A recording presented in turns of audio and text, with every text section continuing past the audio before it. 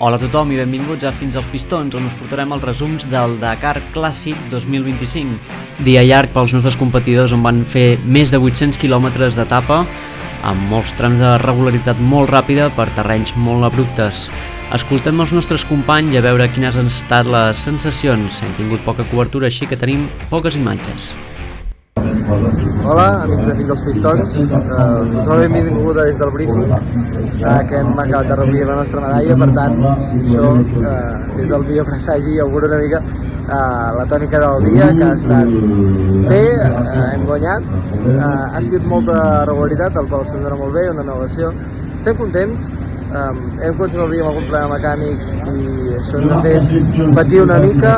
No sabíem si podríem córrer en condicions, perquè teníem el cotxe que no corria del tot, perquè perdíem pressió de turbo, al final ho hem arreglat, hem sortit.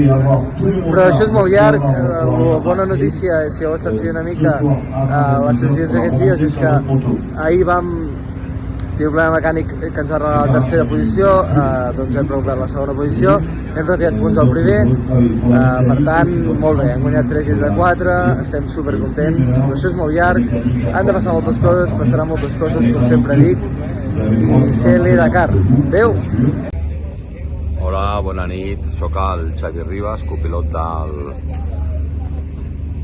del Toyota Land Cruiser, amb el número 777 de l'LJS Racing Team, que estic competint també al Dakar Clàssic i tal. Bueno, avui ha sigut la tercera etapa, una etapa molt dura, una etapa que s'ha fet a tots els participants molt pesada, amb molta pedra. Bueno, és una etapa de transició, perquè avui han sigut 803 quilòmetres, hem trigat 14 hores, i bé, això és molt dur. I recordar que venim d'una etapa l'etapa de 48 hores de 1.000 quilòmetres, que només teníem una hora i mitja d'assistència.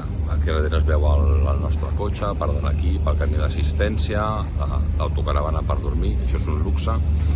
I bé, i ja està, i demà a més per la Tocava de Dubà tenim l'etapa marató. Demà dormim al desert amb tenda de campanya, suposo que hi haurà algun bivac com cada any i tal, i només ens podem assistir nosaltres mateixos. I això la veritat és que és bastant durillo. La gent es pensa que el Dakar Clàssic és venir de passeig i de passeig res. El Dakar Clàssic és com l'altre, simplement és una altra categoria més i ja està. Nosaltres avui l'etapa ens ha anat força bé, algun problemilla que hem pogut solventar sobre la marxa i ja està. I a veure, en els propers dies puc explicar alguna coseta més. Vinga, adeu. Report de hoy. Bebida. Descanso, hoy ha sido una etapa muy larga, como normalmente ya nos encontraremos por aquí.